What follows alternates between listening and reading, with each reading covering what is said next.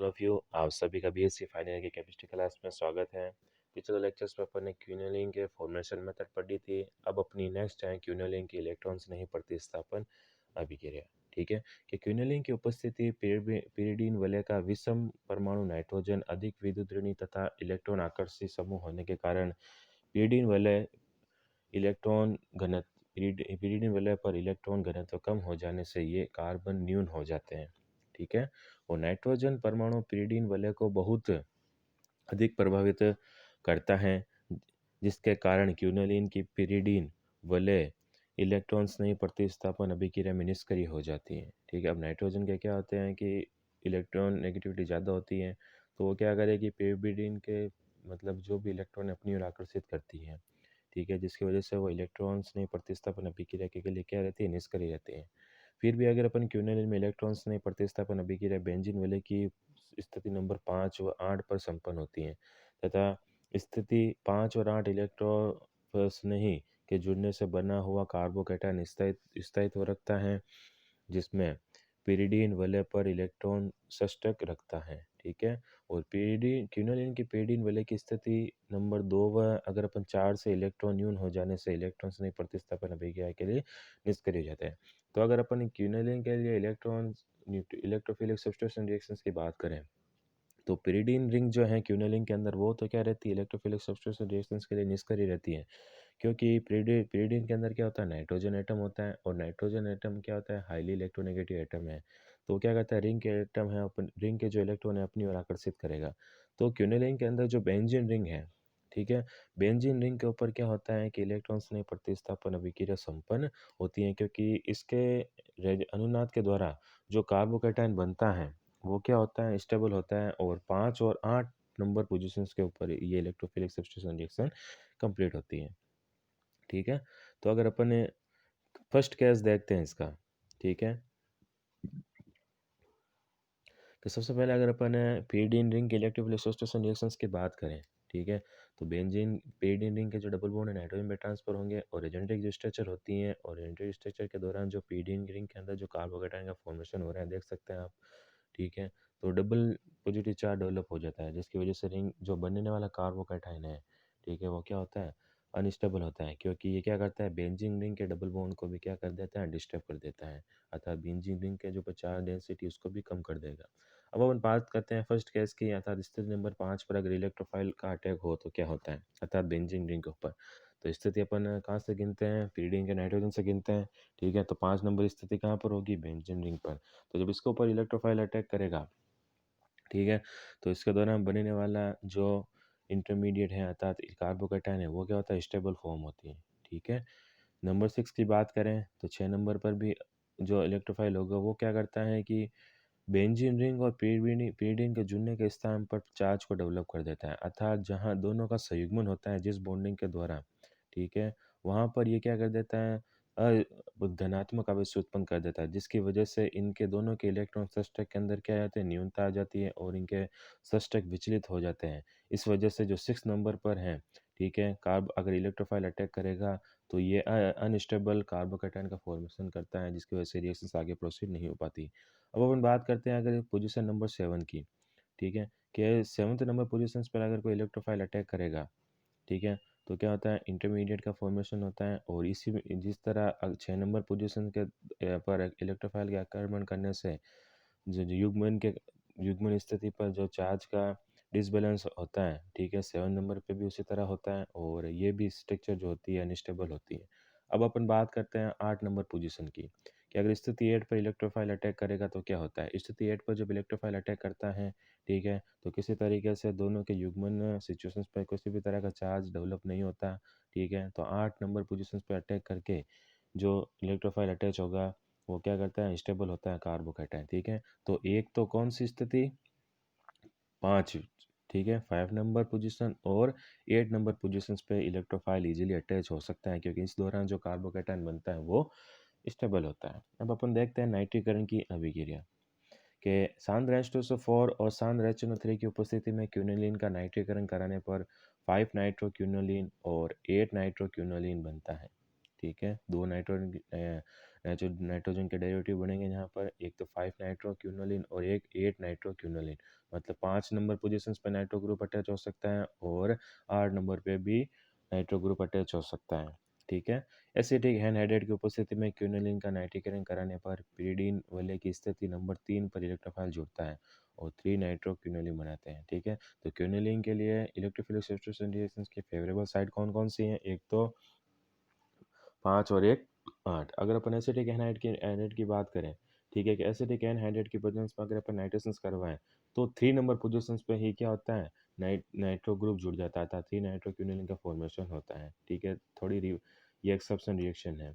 अब है कि सल्फोनीकरण की अभिक्रिया, कि उच्च ताप अर्थात 200 से 250 डिग्री सेंटीग्रेड पर क्यूनोलिन का सल्फोनीकरण करवाने पर क्यूनोलिन 5 सल्फोनिक एसिड व क्यूनोलिन 8 सल्फोनिक एसिड बनता है। ठीक है। 5 और 8 पोजीशंस पे सल्फोनेशन होता है इस रिएक्शन के अंदर। ठीक है। सल्फोनीकरण जो ग्रुप है SO3H, वो एक तो 5 नंबर पोजीशंस पे अटैच होता है और एक 8 पे, और वाटर मॉलिक्यूल से रिमूव होता है। नेक्स्ट है हेलोजनीकरण, कि अम्लीय माध्यम में H प्लस H2SO4 की उपस्थिति में क्यूनोलिन का ब्रोमीनीकरण करवाने पर 5 ब्रोमो क्यूनोलिन और 8 ब्रोमो क्यूनोलिन बनता है। ठीक है। ब्रोमीन ग्रुप भी कहाँ पर 5 और 8 पोजीशन से बनता है। वहीं अगर अपन विलायक CCl4 की उपस्थिति में क्यूनोलिन का ब्रोमिनेशन करवाएं तो क्या होता है, क्यूनोलिन 3 ब्रोमो क्यूनोलिन बनता है। अर्थात विलायक चेंज होने पर और मीडियम चेंज होने पर भी क्यूनोलिन की जो इलेक्ट्रोफिलिक सब्स्टिट्यूशन रिएक्शन है उसकी पोजीशन चेंज हो सकती है। ठीक है। कैसे? जैसे पहले माध्यम के अंदर तो क्या है कि अम्लीय माध्यम है, अर्थात H2SO4 की प्रेजेंस में रिएक्शंस करवाते हैं तो स्टेबल कार्बोकेटायन का फॉर्मेशन होगा, अर्थात 5 और 8 पोजीशंस पे ब्रोमीन अटैच होती है। वही अगर अपन CCl4 ले लें, नॉन पोलर सॉल्वेंट ले लेते हैं, ठीक है, नॉन एक्वस सॉल्वेंट लें तो क्यूनिलिन का जो ब्रोमिनेशन होता है वो 3 पोजीशंस पे हो रहा है। ठीक है। तो और SO2Cl2 के द्वारा अगर क्यूनिलिन का अगर अपन क्लोरीनीकरण करवा दें तो भी वह 3 पोजीशंस के ऊपर क्या होता है, क्लोरी क्यूनिलिन का फॉर्मेशन होता है। नेक्स्ट है फीडल क्राफ्ट अभिक्रिया, कि सामान्य परिस्थितियों में क्यूनोलिन फीडल क्राफ्ट अभिक्रिया प्रदर्शित नहीं करते तथा क्यूनोलिन की अधिक स्थायी स्थिति पर विकर्षी समूह उपस्थित होता है तो क्यूनोलिन की फीडल क्राफ्ट अभिक्रिया संपन्न होती है। नॉर्मल कंडीशन में तो क्यूनोलिन क्या है, फीडल क्राफ्ट रिएक्शन शो नहीं करेगा, लेकिन अगर कोई स्टेबल स्थायी व्हीकर से समूह सब्स्टिट्यूएंट प्रेजेंट हैं किसके ऊपर, क्यूनोलिन पर, ठीक है, तो वो इस तरीके की रिएक्शन शो कर सकता है। जैसे फिनॉल प्रेजेंट है, ठीक है, क्यूनोलिन के ऊपर, तो यहाँ पर फिनॉल OH ग्रुप यहाँ का सब्स्टिट्यूएंट के रूप में मौजूद है, इस वजह से ये फिडल क्राफ्ट रिएक्शन देगा। अगर नॉर्मल की बात करें तो फिडल क्राफ्ट जो अभिक्रिया है वो शो नहीं करेगा फिर ये quinoline. Next heterocyclic derivative compound है आइसोक्यूनोलिन। ठीक है। आइसोक्यूनोलिन द्विलक विषम चक्रीय यौगिक है जिसमें पिरिडीन वलय बेंजीन वलय के साथ में संघनित होती है। ठीक है। अब पिरिडीन वलय और बेंजीन वलय की जो संयुग्मन की जो पोजीशन है वो आइसोक्यूनोलिन के अंदर चेंज होती है। ठीक है। आइसोक्यूनोलिन भी नेफ्थलीन का व्युत्पन्न है जिसमें C2 कार्बन का प्रतिस्थापन समूह एजो द्वारा होता है जिसके कारण इसे 2 एजोनेप्थिलीन कहा जाता है। आइसोक्विनोलिन को 3,4 बेंजोपिरीडिन भी कहा जाता है। ये मुख्य रूप से अस्थि तेल या कोलतार में पाए जाते हैं। अब इसके अपन देखते हैं बनाने की विधियाँ। पहली अपन विधि देखते हैं विस्लर नेपियर आलास की संश्लेषण मेथड, के बीटा फेनिल एथिनामिन की रिएक्शन अगर अपन एसिटिल क्लोराइड के साथ में करवाएं, ठीक है, तो क्या होता है, बीटा फेनिल एथिल एसिटेमाइड बनता है जिसे अपन ZnCl2 P2O5 की उत्प्रेरक की उपस्थिति में गर्म करें, ठीक है, तो निर्जलीकरण होकर क्या बनता है, एक इंटरमीडिएट का फॉर्मेशन होता है जिसे अगर अपन PD और चारकोल की उपस्थिति में गर्म करें तो क्या होता है, वी हाइड्रोजनीकरण द्वारा क्या बनता है, आइसोक्विनोलिन का फॉर्मेशन होता है। इस रिएक्शन की अगर अपन रिएक्शन मैकेनिज्म देखें तो फर्स्ट स्टेप के अंदर तो क्या होता है कि बीटा फेनिल एथिल एमीन का क्या होता है, एसिटिलीकरण होता है। ठीक है। बीटा फेनिल एथिल है, इसकी रिएक्शन एमीन के साथ में करवाएं, ठीक है, एसिटिल के साथ में करवाएं, क्या होता है, इसका एसिटिलीकरण होता है, मतलब एसिटिल ग्रुप इसके साथ में अटैच होगा। कैसे अटैच होता है, इसके अंदर जो एमीन इसके अंदर 2 हाइड्रोजन है, ठीक है, ये एक हाइड्रोजन क्या करेगा, यहाँ से रिमूव होगा और HCl के रूप में बाहर निकलेगा जिसकी वजह से कार्बन इसके साथ में अटैच हो जाता है। ठीक है। नेक्स्ट स्टेप देखते हैं पुनर्विन्यास या चलाव्यता। अब इसका अटैच होने के बाद में क्या होता है, रीअरेंजमेंट होता है। रीअरेंजमेंट सबसे पहले कैसे होता है, देखिए कि नाइट्रोजन और हाइड्रोजन के जो बॉन्ड के इलेक्ट्रॉन हैं, ठीक है, इस बॉन्ड के इलेक्ट्रॉन इधर शिफ्ट हो रहे हैं, ठीक है। अब CO डबल बॉन्ड के जो इलेक्ट्रॉन है वो क्या करते हैं, ऑक्सीजन के ऊपर चले जाते हैं, और नाइट्रोजन का हाइड्रोजन है वो इसके पास आ जाता है। मतलब तीनों के बॉन्ड शिफ्ट हो रहे हैं केवल, ठीक है, तीनों की वैलेंसी बराबर होती है। यहाँ केवल कार्बन और क्या नाइट्रोजन के बीच में डबल बॉन्ड का फॉर्मेशन होता है, बाकी सबकी वैलेंसी इक्वल रहती है, ठीक है। ये रीअरेंजमेंट हुआ। फिर होता है इसका निर्जलीकरण। निर्जलीकरण अगर होगा तो ही इसका मतलब रीअरेंजमेंट होगा। रीअरेंजमेंट इसी वजह से होता है ताकि इसका क्या हो जाए, निर्जलीकरण हो, और एक OH ग्रुप वाटर के तौर पर यहाँ पे बाहर निकले। तो रिंग का हाइड्रोजन, ठीक है, और OH ग्रुप आपस में वाटर के तौर पर यहाँ से रिमूव हो जाएंगे, ठीक है। और यहाँ पर इन दोनों के बीच में बॉन्डिंग होकर एक साइकिल का फॉर्मेशन हो जाता है। 4 स्टेप के अंदर होगा वी हाइड्रोजनीकरण, ठीक है। वी हाइड्रोजनीकरण होगा तो यहाँ पर जो 2 H2 हैं, ठीक है, ये 2 H2 यहाँ से रिमूव होगी, ठीक है, अर्थात इन 2 H2 अगर रिमूव होगी, ठीक है, तो इन दोनों के जो बॉन्ड के इलेक्ट्रॉन है वो इस बॉन्ड पर शिफ्ट होंगे, तो यहाँ पर एक डबल बॉन्ड का फॉर्मेशन हो जाएगा, ठीक है। और रिंग का फॉर्मेशन स्टेप होता है, स्टेबल रिंग का फॉर्मेशन होता है, जो आइसोक्यूनल रिंग के रूप में प्रेजेंट रहती है। नेक्स्ट मेथड है पेक्टाइड स्पेंगलर अभिक्रिया। के इस अभिक्रिया में बीटा फेनिलएथिलेमीन को अम्ल की उपस्थिति में अगर किसी एल्डिहाइड के साथ में संघनित करते हैं तो जिससे क्या टेट्रा हाइड्रोआइसोक्विनोलिन प्राप्त होती है, जो वी हाइड्रोजनीकरण से क्या आइसोक्विनोलिन में परिवर्तित हो जाती है, ठीक है। रिएक्शन इस तरीके से होती है। बीटा फेनिलएथिलेमीन है, फॉर्मेल्डिहाइड से रिएक्शंस करेगी जिसमें वाटर मॉलिक्यूल बाहर निकलेगा, ठीक है, ये फॉर्मिल ग्रुप इसके साथ में अटैच हो जाएगा।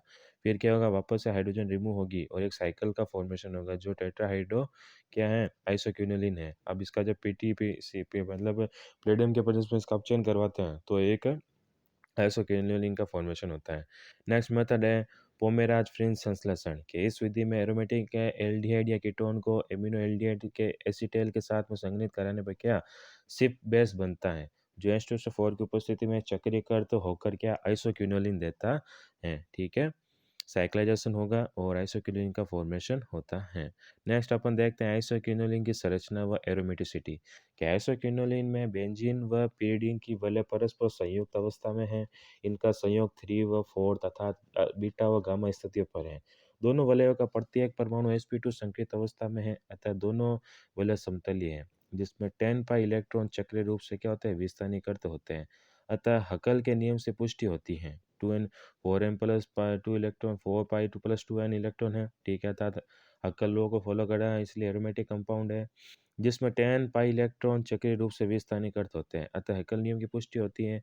इसका क्या द्विध्रुव आघूर्ण 2.6d होता है, जो आवेशित अनुनादित संरचनाओं को प्रमाणित करता है।